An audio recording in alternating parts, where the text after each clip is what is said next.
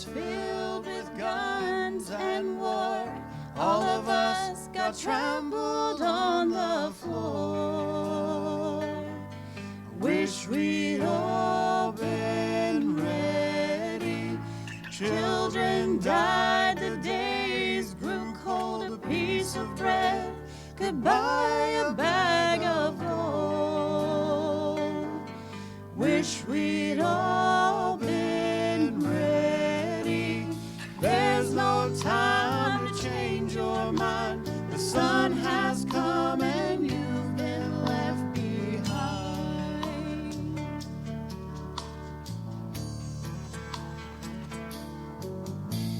A man and wife asleep in bed.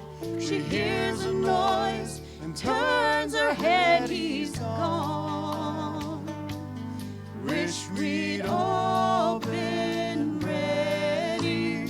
Two men walking up a hill. One disappears and one's left standing still.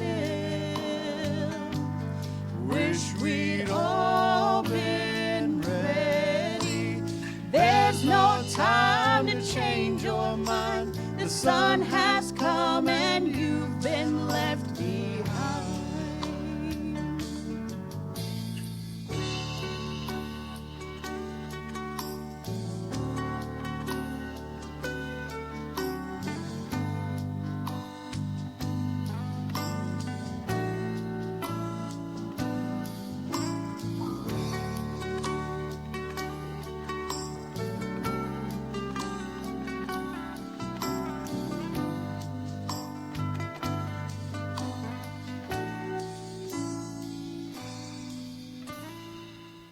The Father spoke, the demons died. How could you have been so blind? There's no time to change your mind. The sun has come, you've been left behind. There's no time to change your mind. The sun has come and you've been left behind. Wish we'd all been ready. You've been left behind. I wish we'd all been ready. You've been left behind. I wish we'd all been. You've been left behind.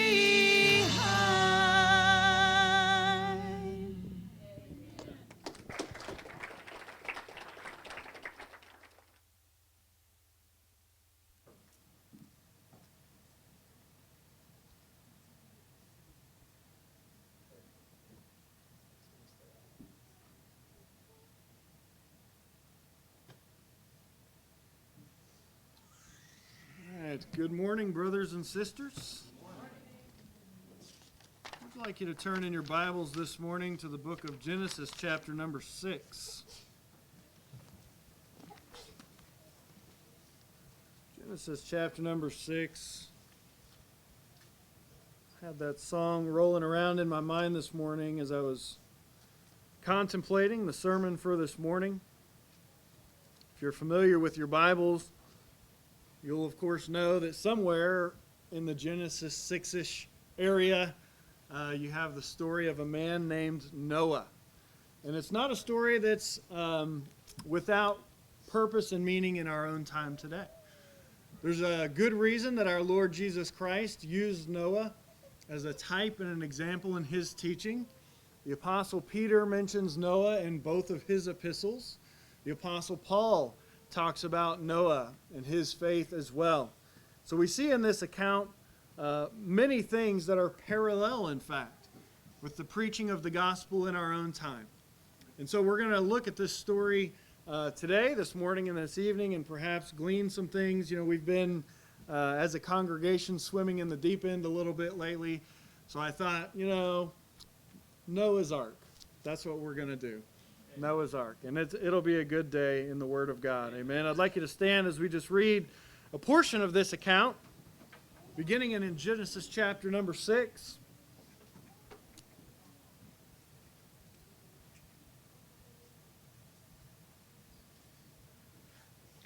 We're going to begin our reading in verse number 5 this morning. The Word of God speaking to us, Genesis chapter 6, verse number 5. And God saw that the wickedness of man was great in the earth, and that every imagination of the thoughts of his heart was only evil continually. And it repented the Lord that he had made man on the earth, and it grieved him at his heart.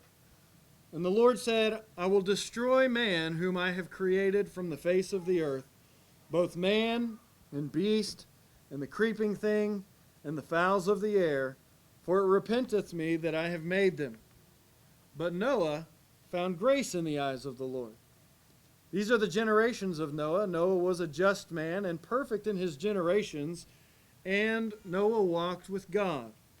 And Noah begat 3 sons, Shem, Ham, and Japheth. The earth also was corrupt before God, and the earth was filled with violence. And God looked upon the earth, and behold, it was corrupt, for all flesh had corrupted his way upon the earth. And God said unto Noah, the end of all flesh is come before me, for the earth is filled with violence through them. And behold, I will destroy them with the earth. Make thee an ark of gopher wood. Rooms shalt thou make in the ark, and shalt pitch it within and without with pitch. And this is the fashion which thou shalt make it of.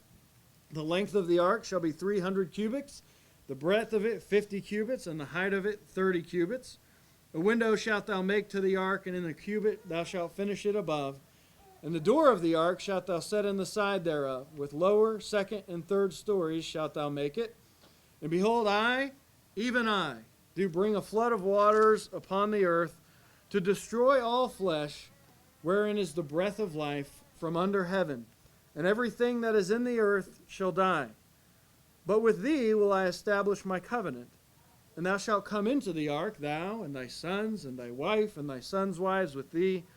And of every living thing of all flesh, 2 of every sort shalt thou bring into the ark, to keep them alive with thee, and they shall be male and female. Of fowls after their kind, of cattle after their kind, of every creeping thing of the earth after his kind, 2 of every sort shall come unto thee, to keep them alive. And take thou unto thee of all food that is eaten, and thou shalt gather it to thee, and it shall be for food for thee and for them. Thus did Noah, according to all that God commanded him, so did he. Let's go to the Lord in prayer this morning. Yes, yes, yes. Amen. Our Father and our God, we are thankful to you this morning for the opportunity to gather in your presence. And we're thankful for your word. And Lord, these stories that we've heard since we were just children continue to teach us and instruct us in meaningful ways for our faith and our walk with you. We just pray this morning as we reflect upon these things that you have done in the past, that it will build up our hope and the certainty that we have in the things that you've spoken of that are yet to be. That we might know and understand that when you speak a word, that you've spoken it plainly, you've declared it truthfully, to the intent that we might know and believe you wholeheartedly. And Father, I pray that we might be persuaded of all that your word says to us this morning, that as we study these things, we might receive them as they are in truth, as the very word of God. We pray that he that hath ears to hear this morning would hear. We ask in the name of our Lord and Savior, Jesus Christ. Amen. All right, you may be seated. So since the time that we were in our youth, if you were raised in church, you've been brought up knowing about Noah's account in Scripture, about the fact that there was a great flood that covered the entire earth, that destroyed every living thing that was in the earth, and the account of what God did by this man Noah. And there's so many truths that are wrapped up in this story that we couldn't certainly in this one day unpack them all and elaborate on them, and that's not my intent. There's just a few things I want to see about God's grace working in the life of this man. Certainly, I think if anything, this story tells us of what Christ spoke of as the broad way and the narrow way.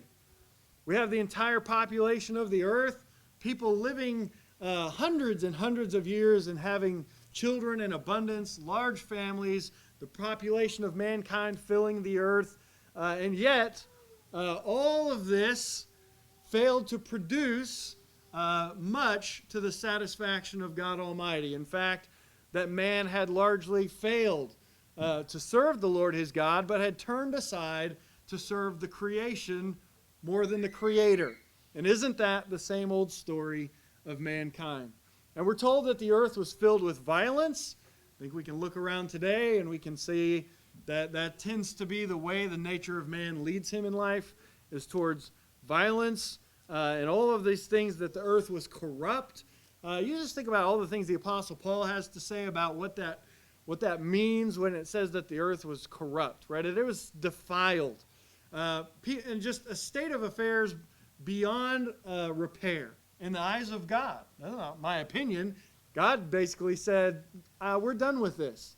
Going to wipe it all out, destroy it. We see also in this story the definition of repentance, as God puts repentance on display for us, in that it was God himself that created man and put him on the earth. Then God, in fact, turns around and says, you know what? It makes me sorry that I've made them. So what do we see? We see that God's repenting and saying, these have been the works of my hands, and I'm going to destroy the works of my hands, as I've repented that I ever made them. Right, so what does that give us a picture when God tells man to repent? Well, he's just shown us what it means. To turn from the works of our hands and to count it all as nothing and to turn unto God. And God gives us a very picture of repentance. So there's so many things wrapped up in this story. And we see a lot of things of interest throughout the entire context of Scripture. In fact, in 2 Peter 2:5, as Peter is alluding to this account, he says that God spared not the old world, but he saved Noah, the eighth person. And he calls him a preacher of righteousness.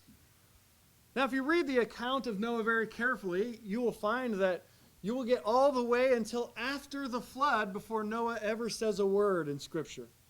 We don't have an account of a single word the man ever spoke until the words that he's speaking is actually pronouncing a curse on his grandson.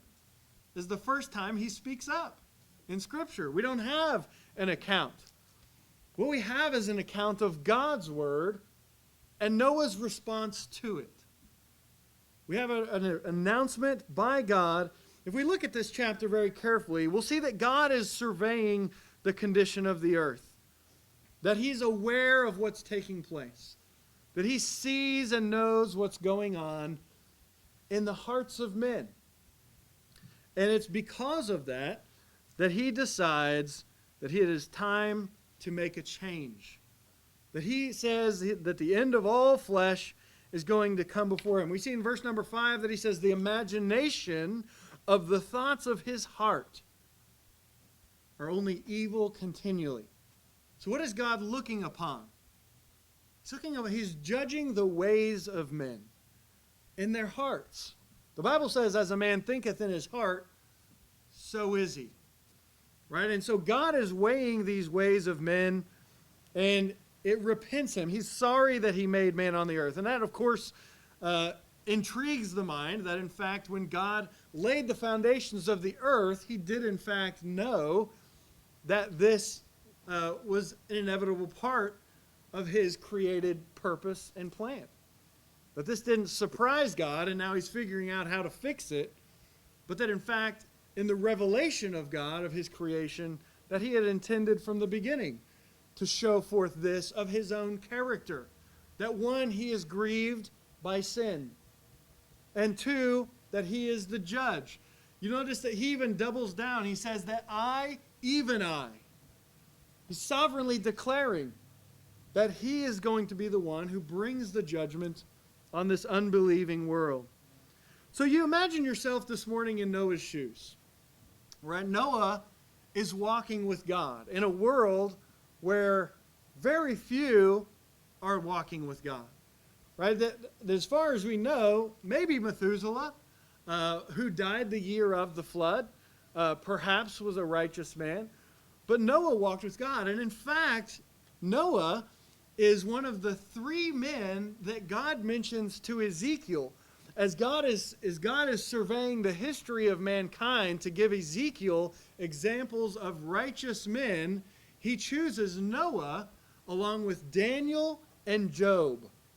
And he says, though these three men were in it, Noah and Daniel and Job. And it's fascinating that God chose Noah. Of all of the history that had transpired to the time of Ezekiel, that Noah, in the eyes of God, was a righteous man, walked with God. He believed God. And obviously we see that faith on display in this account. So when the Bible tells us that God's looking over creation, he sees the wickedness of man, how great it is. He purposes in his heart to destroy man from the face of the earth. Then we get to verse number 8. But Noah. But Noah found what? Merit? No. He found grace. Similar to what we discussed last Wednesday evening, that God had prepared himself a king. Well, here we see that just as God commanded Noah to prepare an ark, that God had prepared a man. So the man's commanded to build the ark, to do the things that God created men to be able to do. But God himself prepares Noah in the heart so that he might preserve the creation. And so we see God working through Noah in this way. A man that walked with God, was perfect in his generations, which is interesting. I don't know, as time goes on, there may not be anybody left in 100 years that's perfect in their generations, with all the broken homes and half-steps and wannabes and, you know, just the general condition of the family being what it is today. It's difficult to think that 100 years from now there will be anybody who's perfect in their generations. In other words, the preservation of the entity of marriage and all of the things that God ordained had been perfectly kept up to Noah and his family and his family's, his sons and their wives. What's interesting about this is God goes on to reach out to Noah, and this is what I want you to notice first. How is it that Noah found grace in the eyes of God, and what does Scripture show us about what that means? I say it means chiefly this, that God sent Noah, of every man that was in the earth at that time, God sent a man, Noah, his word. If any man found grace in the eyes of God, it's the one that God communicated to the intention of what was going to come to pass. And that's why I see when we begin to think about how does this affect our own time, and we begin to think about why did Christ use Noah as an example to us? Because the gospel we preach today is not much different than the gospel Noah preached to the people of his generation. It's not much different. I mean, we think about the message that Noah was sent to carry, and we may look at this in a minute, but we see even in Luke chapter number 3 that John the Baptist, speaking to the multitudes that came to him to be baptized, and he says to them, "Who hath warned you to flee from the wrath to come?" Now we often think of John the Baptist speaking very directly with the Pharisees, which he did. But here he's speaking to the entire multitude. And he calls them a generation of vipers. It says, "Who has warned you to flee from the wrath to come?" In the picture of Noah, what we have is both the wrath of God, the demonstration and the reality of God's wrath in his holiness, that he will in fact punish sin just as he has said he will do. We have the picture of God's grace in that he has chosen to save Noah and his family. It's fascinating to me as you look at this story. God goes on to give Noah, before Noah ever goes out and preaches a gospel message, God gives him the dimensions of the ark. And tells him, how did God know how big it needed to be, right? And God even tells him, you, your wife, and your sons, and their wives are going to come into the ark. And Peter calls Noah a preacher of righteousness. What are we to make of all this in our time? I can imagine being Noah and preaching a gospel of a coming destruction to a generation of people who've never witnessed destruction. In our own time, we at least have references, don't we? I mean, even in the modern era, there's typhoons, there's hurricanes, there's volcanoes. We can look back through history and we see events like Pompeii. We look at events like the Titanic. We look at all kinds of events in history.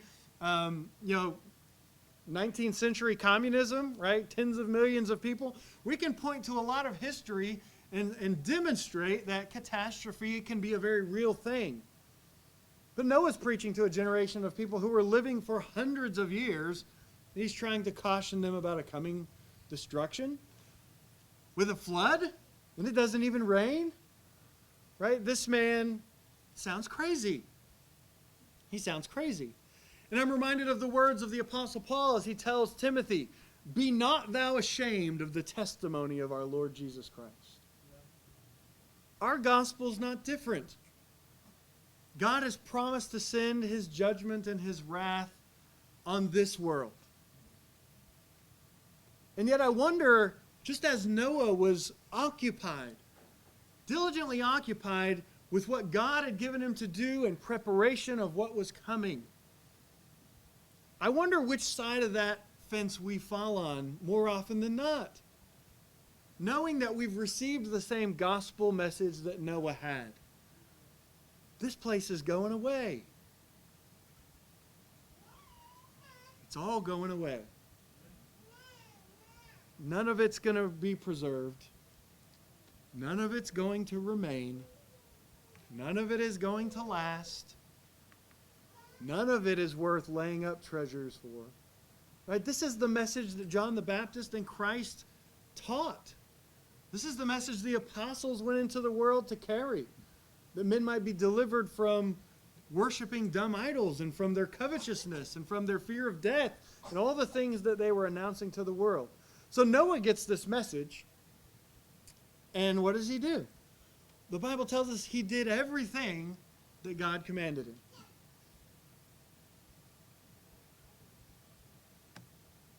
It's kind of an indictment of me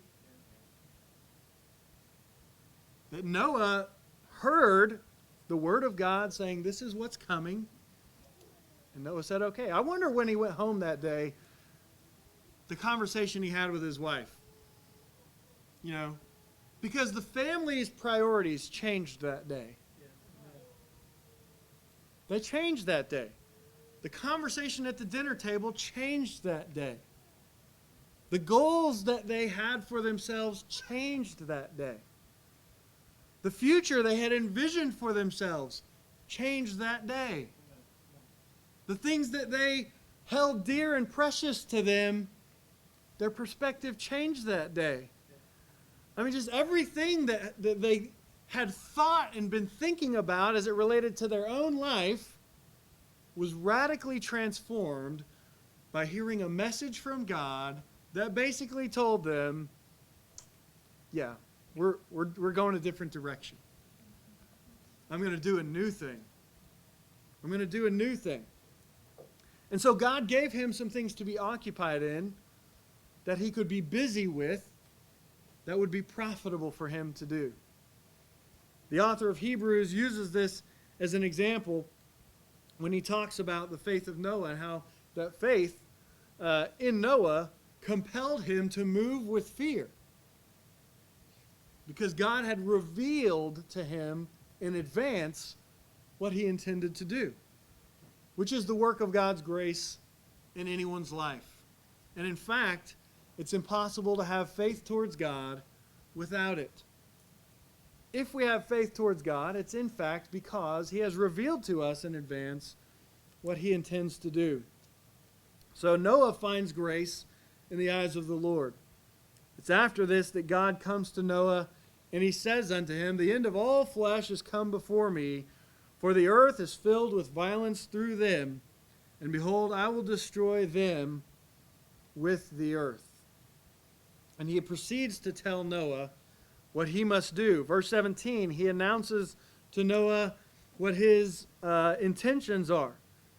That he, as the judge of all the earth, is going to bring a flood of waters upon the earth to destroy all flesh, wherein is the breath of life from under heaven. And everything that is, next three words, in the earth shall die. If you study your Bible, you will notice that over and over again through the scriptures, God speaks to the inhabitants of the earth in a very particular way. And as men, since we inhabit what? The earth, we need to be interested when God speaks to the inhabitants of the earth. But over and over again, all through the Old Testament prophets and all the way through the book of Revelation, the way that God speaks to the inhabitants of the earth is a pronouncement of woe and lamentation. Now, why would that be the case? I mean, after all, is it not God who created us and put us here? Where else are we going to inhabit? Where else are we going to dwell? Where else are we going to live? Like, where are we going to go to escape the wrath that God has promised? Where else can we flee to escape all of the condemnation that is coming upon those dwelling in the earth?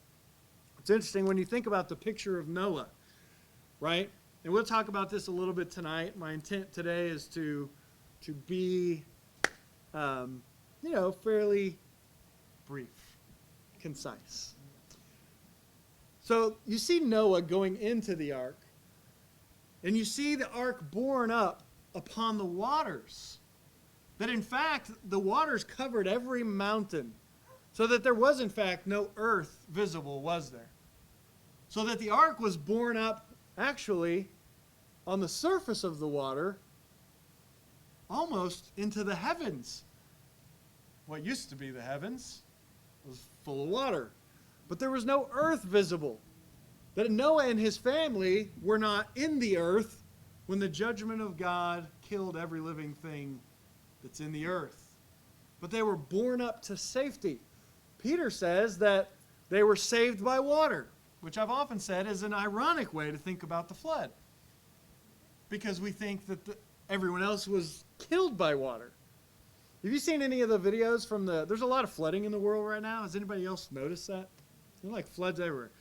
Tennessee, all these hurricanes in the States, and even around the world. There's a lot of flooding right now that's happening. And it's astonishing to see people in their living rooms. And no matter, by the way, what third world country you live in, everybody's got smartphones now. It's just amazing because we can get all this video from every country all around the world. So they're all shouting and hollering in the language you can't understand.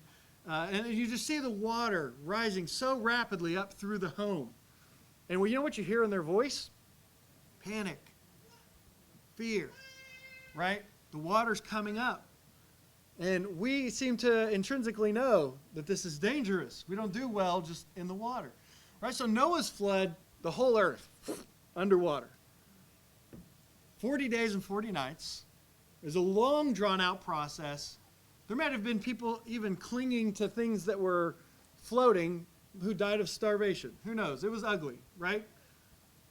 Bad stuff. It was not like it was over in a moment necessarily. I mean, this was a long, drawn-out thing that lasted a little over a year before Noah and his family actually got back off the ark.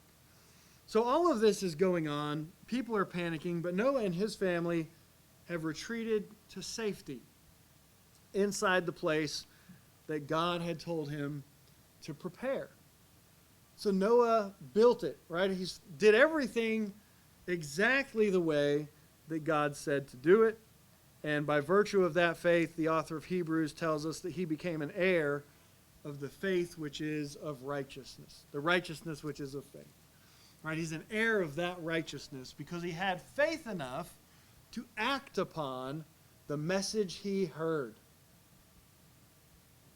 Seemingly, no one else did. So the question for us in our time, as we examine the parallels that Christ and that Paul and that Peter were constantly drawing these lines to Noah for us so that we could ask the question, in our day, what does Noah look like? What does Noah look like in the year 2021? Right? A time in which we rapidly see everything taking place in the world that God said would preempt his coming. If nothing else, the giant red flag that Israel is a nation again and back in their land since 1948. That, if nothing else, should have put the world on notice. That should put the world on notice that the prophecies of Scripture are in fact the very Word of God, and he intends to bring every one of them to pass. And we see the evolution of society, of the world. It's not a very, we see the coming together of the governments of the world, the political system that will be necessary for the end times kingdom, the economic system that will be necessary for the end times kingdom, the religious aspects of what will be necessary for the end times kingdom. Every one of them is a stone's throw from completion. I mean, they've all been coming together over the past several decades and are moving with a great speed. So the question is, if we were a Noah and we have this message from God that this is what's going to happen, then what does that look like in the year 2021? Has our dinner table conversation changed? Have we realized the moment we're in? Has our family priorities shifted? I mean, it's not just the American dream that we thought we were going to just live out necessarily. There's something else going on in the world, and the Word of God points to it with great clarity. But have we realized it? Have we accepted the message? Have we received the reality of the temporality of this life and decided to invest so that in the final analysis, when the Ark of the Cover's taken off and we are allowed to go in to the inheritance that was prepared for us, is that where we will have been living towards? Is that what we're preparing for? The new world. I mean, you think about Noah and the fact that his entire world he knew was going to be destroyed, and he was going to step in to a new world. And that's the exact promise that we have. That this world is under condemnation. It is a place of corruption and ruin. It's defiled, and it's to be destroyed. But there's a new world that we have been promised the opportunity for those who are in Christ. So what do we see with Noah, who's not in the earth, right? All these pronouncements. And I was going to pull a few out of Scripture and read them to you, but there's just dozens and dozens of them. And they're so powerful when you see over and over again that we see Christ and speaking to the inhabitants of the world. We find in Isaiah 26 just one example that I want to read for you. For behold, the Lord cometh out of his place to punish the inhabitants of the earth. Like I said, when you find that kind of language in Scripture, it's typically judgment. The inhabitants of the earth. Those who have lived for this place. This here and now. He's saying the Lord's coming out of his place to punish the inhabitants of the earth for their iniquity. The earth also shall disclose her blood and shall no more cover her slain. It's no wonder in light of that context when you see the judgment of God spoken continually through Scripture against the inhabitants of the earth, it's no wonder that we get to Ephesians when Paul says that God hath raised us up together and made us sit together in heavenly places in Christ Jesus. He goes on to tell the Colossians who had believed the gospel of Jesus Christ, he says, for ye are dead, and your life is hid in Christ with God. And when he shall appear, then you shall appear. What's he saying? Saying for the children of God, right? Those who are born again by the word of God and the power of his Spirit, that we are not inhabitants of the earth. We're pilgrims and strangers in the earth. We don't dwell in the earth. We're pilgrims here. We're ambassadors for the gospel. We're ambassadors for Christ. And when Paul says that we're seated with Christ in heavenly places, that's a reality. That we are, in fact, preserved from all the judgment that is promised to come on the earth. And you can read the book of Revelation, and it is so plain over and over again. There is this dichotomy between the rejoicing of those who dwell in heaven and the sorrow and the grief and the woe of those who dwell on the earth. Where's your home? What are you living for? Noah gives us a picture and an example of a man who believed God's promises. His promise to destroy the world and his promise to preserve Noah. And we've received similar promises. They're better promises because we're not surviving a destruction of a temporal world to step out of an ark into another temporal world. We've got a better promise. We've got better things in Christ than he had. So the author of Hebrews, he's talking about better, right? Better covenant, better offerings, better sacrifice, better high priest, better hope that we have in Christ of all these things. But they do serve as a good picture for us. They do serve to represent some important truths for us.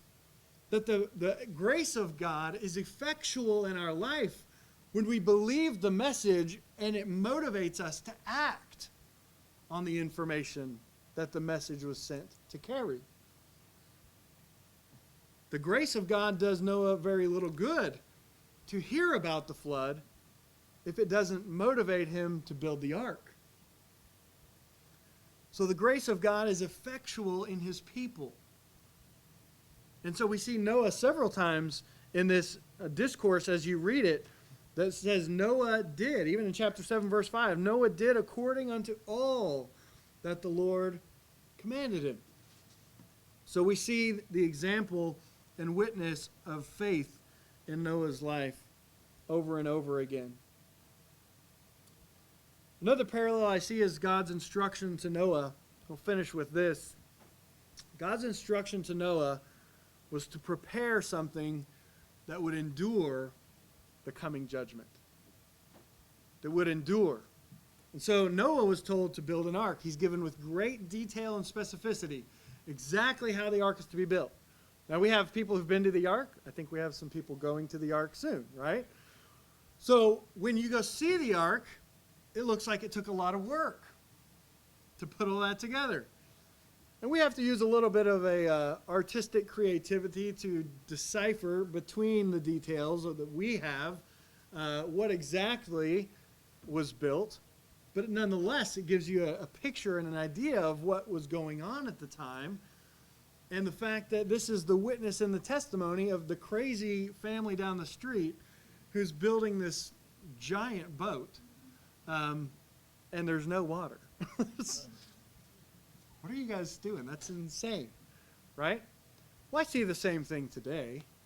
Why do you waste your time with going on Sundays? You could be doing so many other things. You could be, why don't you have your kids in Little League baseball? And, your kids need to enjoy all the things that life has to offer them, and they need to be down here at the Briscoe Park on Sunday playing Little League baseball or playing soccer with their friends and yada, yada, yada. On it goes, right?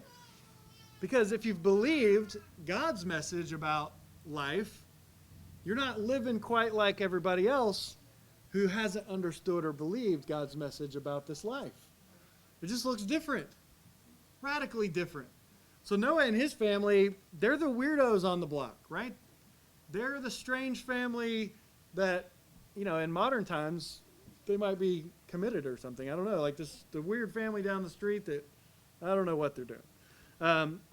I kind of imagine Noah must have been a well-off man, a man of resources, a man who had at least things at his disposal, maybe like Job. Job was a great man, a wealthy man, had some opportunity to bring some things to bear to get such a massive undertaking accomplished. But it reminds me of another parallel that Christ himself taught and gave. And we find this in Matthew chapter number 7. And the story of Noah and his family teaches us this really well.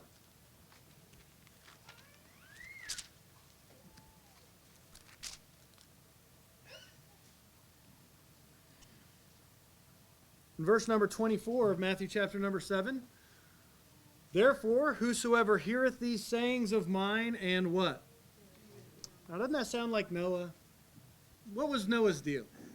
He heard what God had to say, and he did it. That's it. Simple. Word of God came to me with a revelation. I did what he said. That's called faith. It's called obedience. Right? So Christ is saying the same thing. Whosoever heareth these sayings of mine and doeth them, I will liken him unto a wise man which built his house upon a rock. Very important. Christ is about to give us another pattern. Right? Just like Noah had, just like Moses had, just like Solomon and David had, we also have a pattern. We have a pattern in Scripture for ourselves. It says, I will liken him unto a wise man which built his house upon a rock. And notice what happens. The rain descended, and the floods came, and the winds blew, and beat upon that house, and it fell not, for it was founded upon a rock. And everyone that heareth these sayings of mine, and doeth them not, shall be likened unto a foolish man which built his house upon the sand.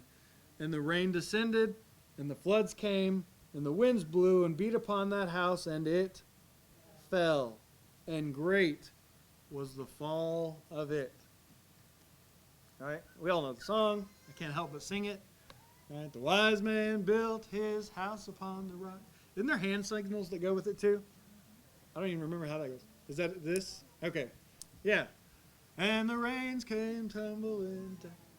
The rains came down as the floods came. Right? We all know the song. What's the deal? What's the imagery? It's one of judgment. So what Christ is saying, if you hear my sayings and do them, build your house on a rock, then you're built on something that will stand.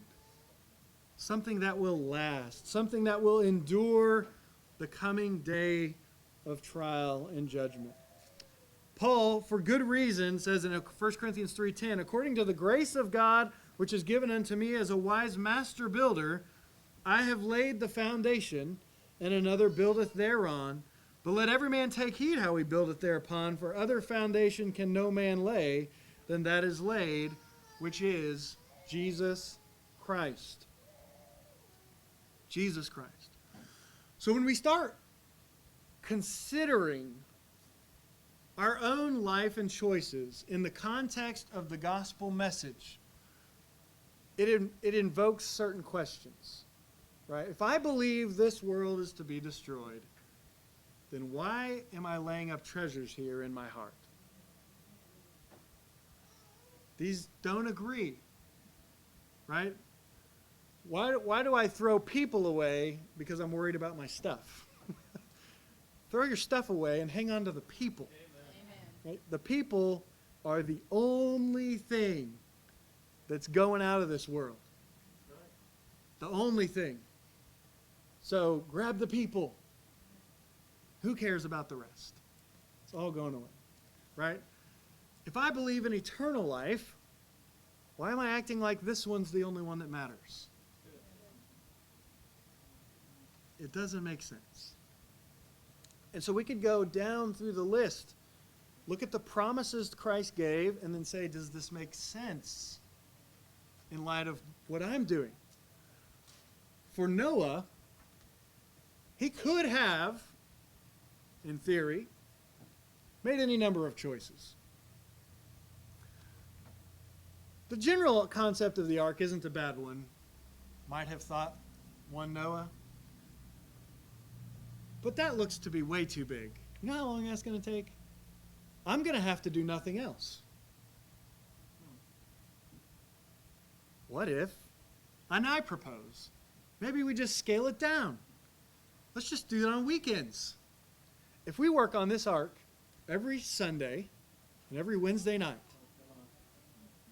and I think If we scaled it down enough, we could get it done just on Sundays and Wednesday night.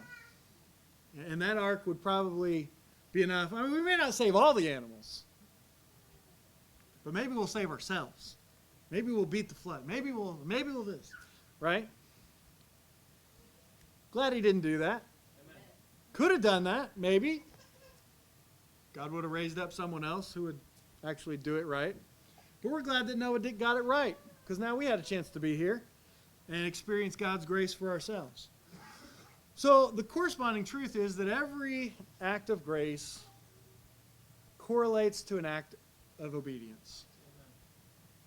How do you know you've received God's grace? You don't know it until you put it into action. The grace of God is manifest to us, and he's given us his word. How do you know if you've believed his word? Christ said, he that heareth these sayings and does them. Amen. And does them. He's given us some simple things to do. Like, love your neighbor as yourself. I say simple because that's not, turns out, very simple. But nonetheless, it's a good place to start. Noah's flood didn't seem like it could ever be a reality. And to many, the return of Christ, it just seems like it could never really happen. I mean, we know it's going to happen. We just don't think it's going to happen soon. It's going to happen in the future. That's what God said. It's going to happen in the future. You know, it never gets here. It's always future. But just like in Noah's day, Noah spent all this time preaching to all these people who wouldn't believe, and about the time the first 6 raindrops hit the pavement, there was a lot of people scrambling. There was a lot of people knew they were in trouble. There's a lot of people wished they'd have been ready. But they missed the opportunity to prepare because they were eating and drinking and making merry. And they missed it. And like Christ says, the flood came and took them all away. And then he says, so shall it be. Those are powerful words. So shall it be. Even though we've seen it before, even though God's word is proven, even though God's word is demonstrably true, and he's told us it's coming, it's going to happen the same way. People won't be ready, won't be expecting, would have never thought it could actually happen. But it's going to happen and surprise everybody. So he said our best bet is to be ready every day. Amen? Be ready every day. Brother Steve